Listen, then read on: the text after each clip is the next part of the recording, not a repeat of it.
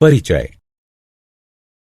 वृत्त ज्यामिति के क्षेत्र में एक महत्वपूर्ण आकार है। इन वस्तुओं को देखो, पिज्जा, पहिया, बड़ा चक्र, सिक्का, डिस्क, थाली, ये सभी वृत्त के उदाहरण हैं। आज हम वृत्त और उसकी विशेषताओं का अध्ययन करेंगे। आइए शुरू करें।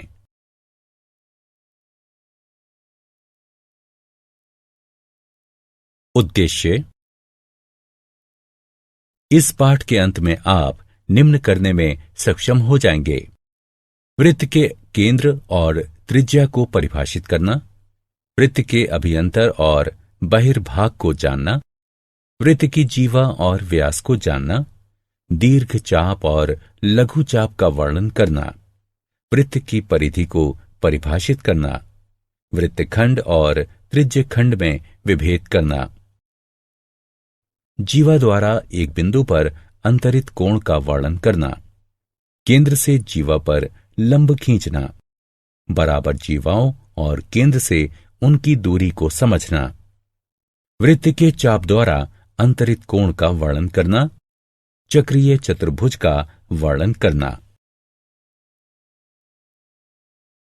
परिभाषा। इस वृत्त को देखिए। अब वृत्त में इस बिंदु को देखिए। यह एक निश्चित बिंदु है और इसे वृत्त का केंद्र कहते हैं। इस बिंदु से हम त्रिज्या बना सकते हैं। वृत्त के केंद्र को वृत्त के किसी बिंदु से मिलाने वाली रेखा वृत्त की त्रिज्या होती है। इस आकृति में OP त्रिज्या है। अब इस घड़ी को देखिए। यह आकार में गोल है, या हम कह सकते हैं कि यह आकार में वृत्ताकार है।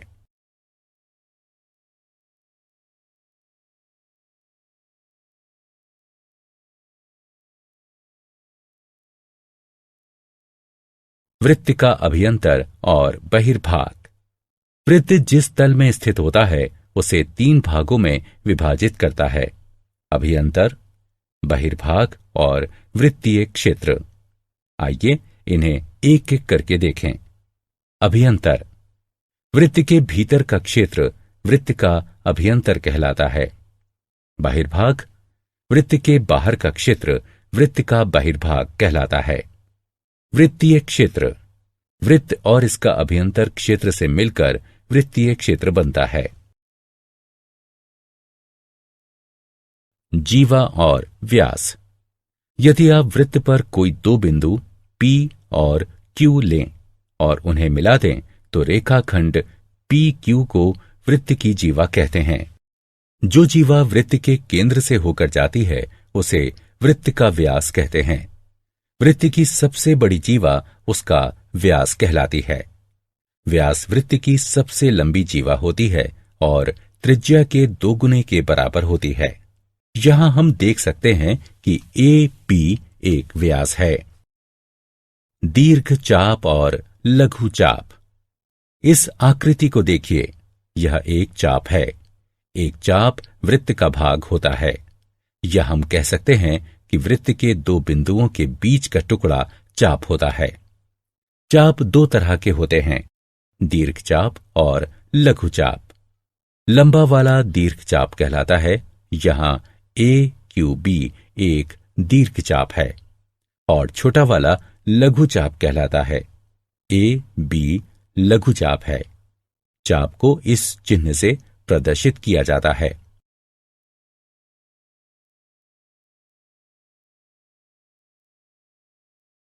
परिधि, त्रिज्यखंड और वृत्तखंड।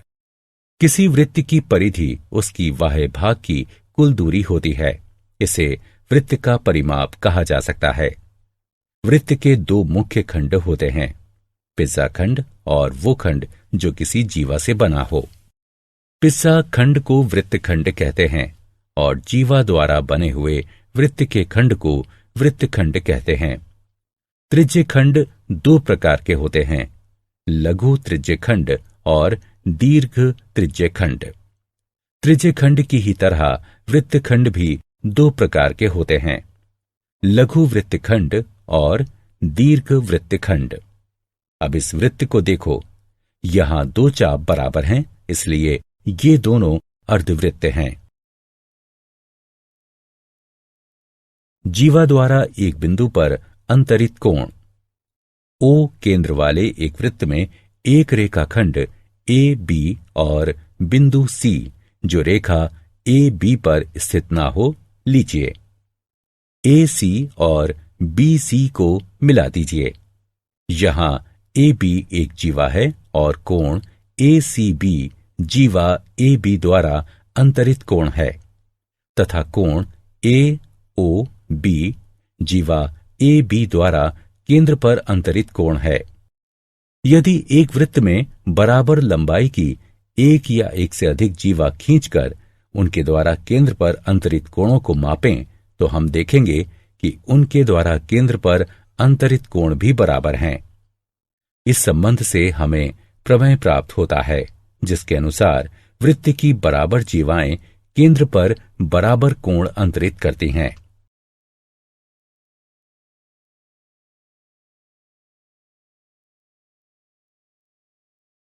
प्रमेय। आइए इस प्रमेय को सिद्ध करें।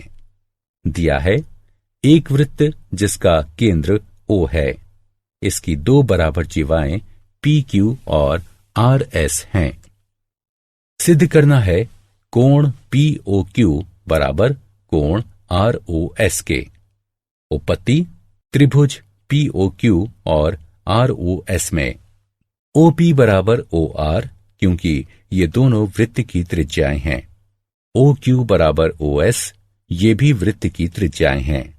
PQ बराबर RS दिया है, अतः SSS सर्वांग समता नियम के अनुसार त्रिभुज POQ त्रिभुज ROS के सर्वांग सम है। यह प्रदान करता है कोण POQ बराबर कोण ROS। क्योंकि सर्वांग सम त्रिभुजों के संगत भाग सर्वांग सम होते हैं। अगला प्रमेय उपरोक्त प्रमेय का विलोम है। इसके अनुसार यदि जीवाओं द्वारा वृत्त के केंद्र पर अंतरित कोण बराबर हो तो जीवाएं भी बराबर होंगी। प्रमेय। आइए अब विलोम को सिद्ध करें। दिया है एक वृत्त जिसका केंद्र O है, इसके दो बराबर कोण POQ और कोण ROS हैं। सिद्ध करना है PQ बराबर RS। उपपत्ति त्रिभुज POQ और ROS में OP बराबर OR क्योंकि ये दोनों वृत्त की त्रिज्याएं हैं। OQ बराबर OS ये भी वृत्त की त्रिज्याएं हैं। कोण POQ बराबर कोण ROS दिया है, इसलिए SAS सर्वांग समता नियम के अनुसार त्रिभुज POQ त्रिभुज ROS के सर्वांग सम है। यह प्रदान करता है PQ बराबर RS क्योंकि सर्वांग सम त्रिभुजों के संगत भाग सर्वांग सम होते हैं। केंद्र से जीवा पर लंब। अगला प्रमेय बताता है कि एक वृत्त के केंद्र से जीवा पर डाला गया लंब जीवा को समद्वि विभाजित करता है। इसका विलोम है एक वृत्त के केंद्र से जीवा को समद्वि विभाजित करने के लिए खींची गई रेखा जीवा पर लंब होती है। आइए इसे सिद्ध करते हैं। कल्पना कीजिए कि PQ एक वृत्त की जीवा है जिसका केंद्र O है और O M के मध्य बिंदु से मिला हुआ है। सिद्ध करना है OM लंबवत है PQ के। उपपत्ति OP और OQ को मिला दीजिए। त्रिभुज OPM और OQM में OP बराबर OQ क्योंकि ये एक ही वृत्त की त्रिज्याएं हैं। PM बराबर QM क्योंकि ये जीवा का मध्य बिंदु है। OM बराबर OM उभयनिष्ठ। अतः सर्वांग समता नियम के अनुसार त्रिभुज OPM त्रिभुज OQM के सर्वांग सम है। इससे प्राप्त होता है कोण OMP बराबर कोण OMQ बराबर 90 डिग्री, क्योंकि सर्वांग सम त्रिभुजों के संगत भाग सर्वांग सम होते हैं।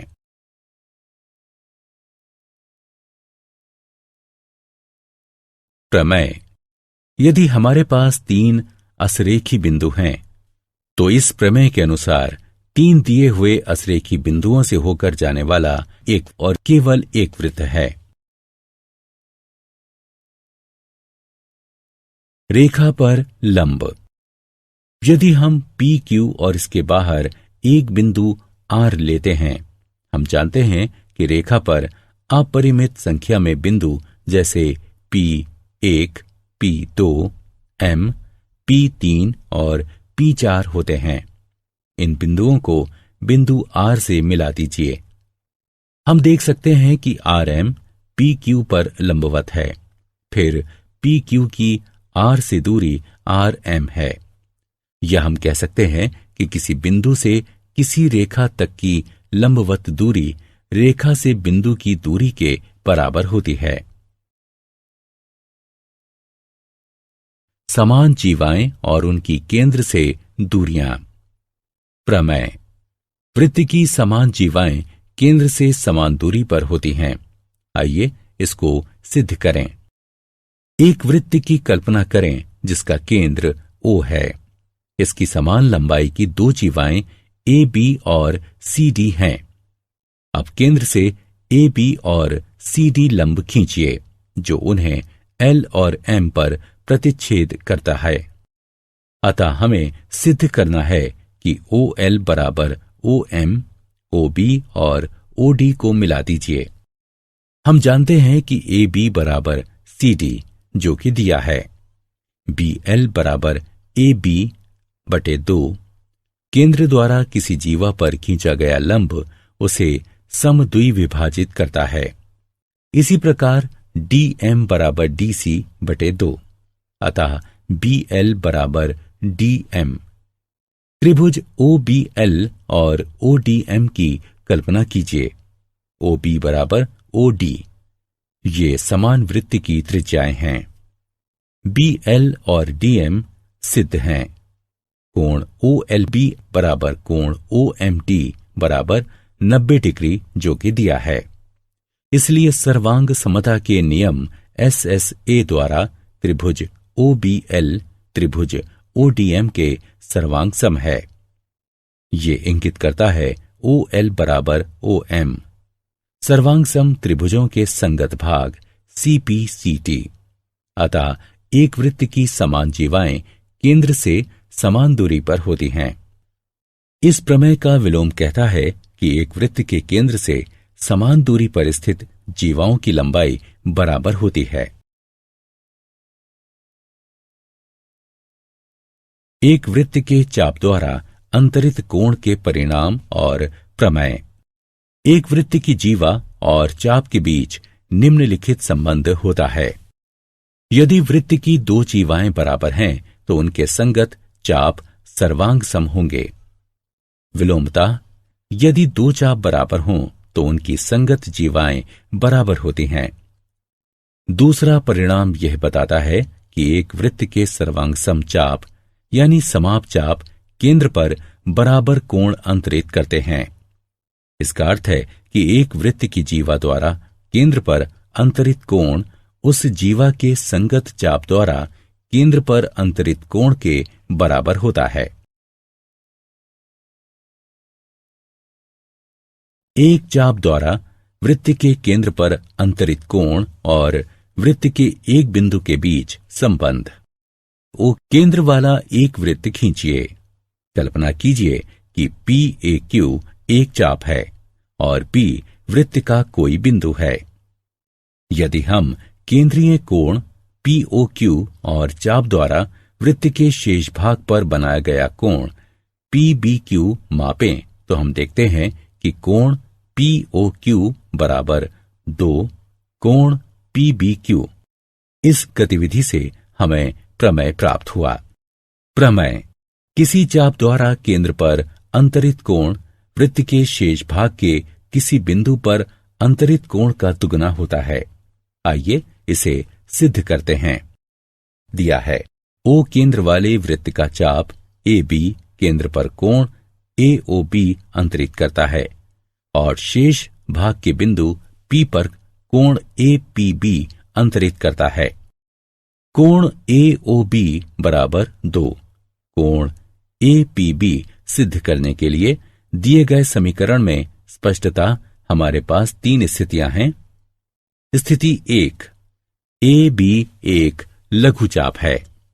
स्थिति 2, AB एक अर्धवृत्त है। स्थिति 3, AB एक दीर्घचाप है। रचना, PO को मिलाइए और इसे बिंदु Q तक बढ़ाइए।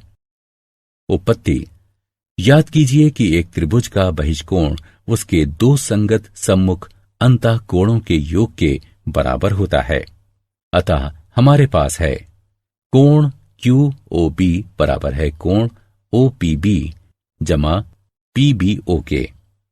समीकरण 1 त्रिभुज OPB को ध्यान में रखते हुए कोण AOQ बराबर है कोण APO जमा PAO।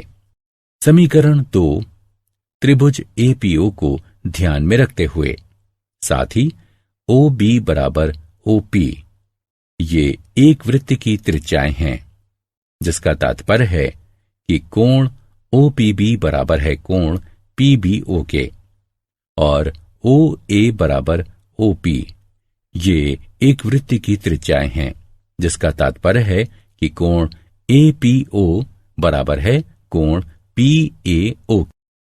इस प्रकार समीकरण 1 और समीकरण 2 को कम करने पर कोण QOB बराबर है 2 कोण OPB।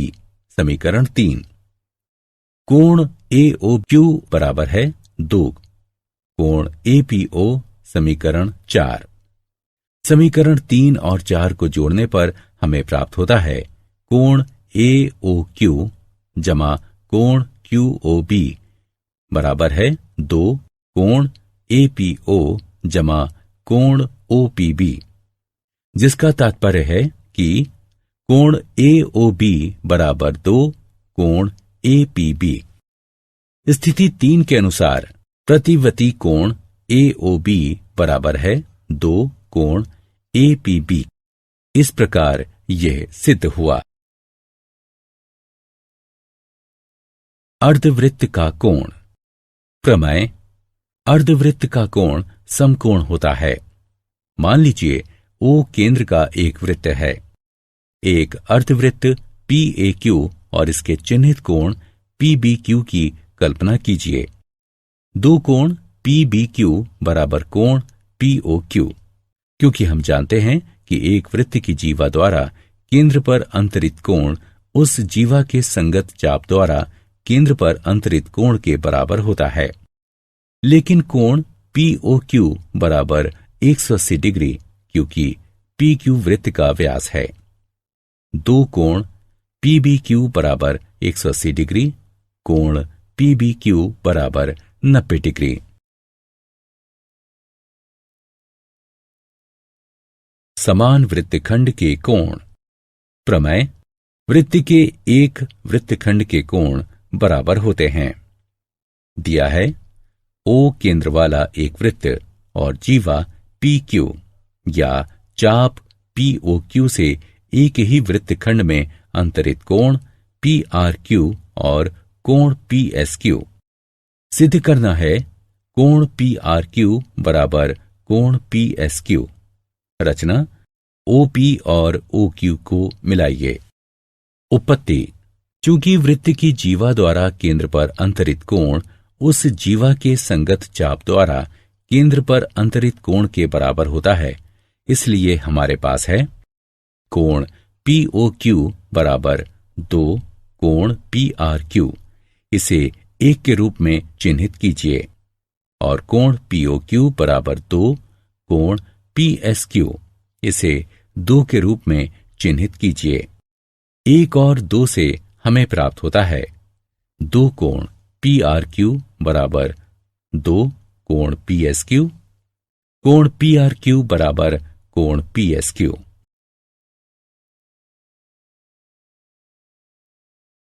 चक्रीय चतुर्भुज। यदि किसी चतुर्भुज के चारों शीर्षों से होकर जाने वाला एक वृत्त हो तो उसे चक्रीय चतुर्भुज कहते हैं। इस आकृति में PQRS एक चक्रीय चतुर्भुज है। प्रमेय: चक्रीय चतुर्भुज के सम्मुख कोणों के प्रत्येक युग्म का योग 180 डिग्री होता है। दिया है एक चक्रीय चतुर्भुज ABCD। सिद्ध करना है कोण BAD जमा कोण BCD बराबर कोण ABC जमा कोण ADC बराबर 180 डिग्री। रचना: AC और DB खींचिए। उपपत्ति: कोण ACB बराबर कोण ADB और कोण BAC बराबर कोण BDC। क्योंकि ये एक ही वृत्तखंड के कोण हैं, इसलिए कोण ACB जमा कोण BAC बराबर कोण ADB जमा कोण BDC बराबर कोण ADC।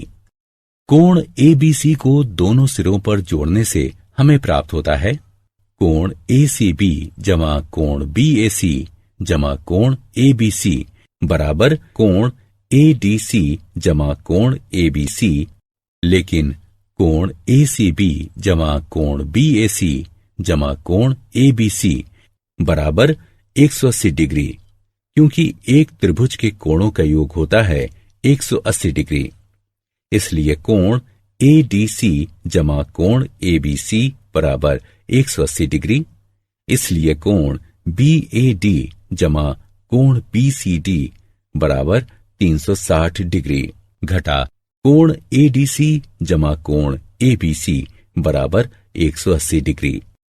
इस प्रकार यह सिद्ध हुआ। इस प्रमेय का विलोम भी सत्य है, जिसके अनुसार यदि किसी चतुर्भुज के सम्मुख कोणों के एक युग्म का योग 180 डिग्री हो तो चतुर्भुज चक्रीय होता है। क्या आप जानते हैं, वृत्त केवल एक पक्षीय आकार वाला क्षेत्र होता है। एक सीधी रेखा अपरिमित क्षेत्र वाला एक वृत्त होती है। वृत्त में कोई कोण नहीं होता। एक वृत्त में सममिति रेखाओं की अपरिमित संख्या होती है। सारांश। आइए हमने जो कुछ सीखा है उसे संक्षेप में दोहराएं। एक वृत्त किसी तल के उन सभी बिंदुओं का समूह होता है जो तल के एक स्थिर बिंदु से समान दूरी पर हों। एक वृत्त की बराबर जीवाएं केंद्र पर बराबर कोण अंतरित करती हैं। यदि किसी वृत्त की दो जीवाएं केंद्र पर बराबर कोण अंतरित करें तो जीवाएं बराबर होती हैं। किसी वृत्त के केंद्र से किसी जीवा पर डाला गया लंब उसे समद्विभाजित करता है। केंद्र से होकर जाने वाली और किसी जीवा को समद्विभाजित करने वाली रेखा जीवा पर लंब होती है। एक वृत्त के केंद्र से समान दूरी पर स्थित जीवाएं बराबर होती हैं। एक वृत्त के केंद्र से समान दूरी पर स्थित चाप बराबर होते हैं।